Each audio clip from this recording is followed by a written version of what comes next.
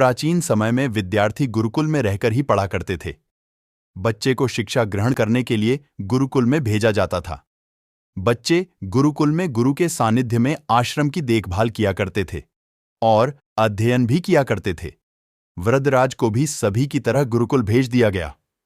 वहां आश्रम में अपने साथियों के साथ घुलने मिलने लगा, लेकिन वह पढ़ने में बहुत ही कमजोर था। गुरुजी की कोई भी बात उसके बहुत कम समझ में आती थी।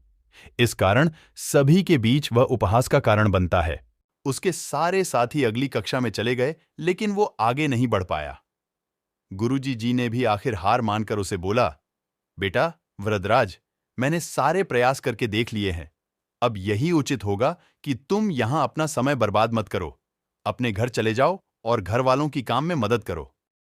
वृद्धराज ने भी सोचा कि शायद विद्या मेरी किस्मत में नहीं है, और भारी मन से गुरुकुल से घर के लिए निकल गया।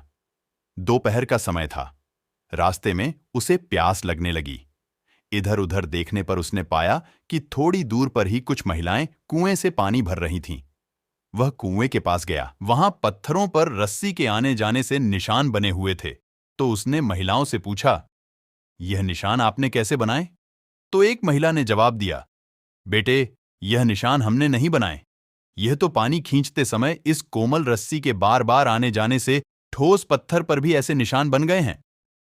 वृद्धराज सोच में पड़ गया। उसने विचार किया कि जब एक कोमल से रस्सी के बार बार आने जाने से एक ठोस पत्थर पर गहरे निशान बन सकते हैं, तो निरंतर अभ्यास से मेन विद्या ग्रहण क्यों नहीं कर सकता। वृद्धराज ढेर सारे उत्साह के साथ वापस गुरुकुल आया और अथक कड़ी मेहनत की। गुरुजी ने भी खुश होकर भरपूर सहयोग किया। कुछ ही सालों बाद यही मंदबुद्धि बालक वृद्धराज आगे चलकर संस्कृत व्याकरण का महान विद्वान बना, जिसने लघु सिद्धांत कौमुदी, मध्य सिद्धांत कौमुदी, सार सिद्धांत कौमुदी, गीर्वाण पद मंजरी की रचना की। शिक्षा मोरल। दोस्तों, अभ्यास की शक्ति का तो कहना ही क्या है। ये आपके हर सपने को पूरा करेगी। अभ्यास बहुत जरूरी है, चाहे वो खेल में हो या पढ़ाई में या किसी और चीज में। बिना अभ्यास के आप सफल नहीं हो सकते हो। अगर आप बिना अभ्यास के केवल किस्मत के भरोसे बैठे रहोगे, तो आखिर में आपको पछतावे के सिवा और कुछ हाथ नहीं लगेगा। इसीलिए अभ्यास के साथ धैर्य, परिश्रम और लगन रखकर आप अपनी मंजिल को पाने के लिए जुट जाएं।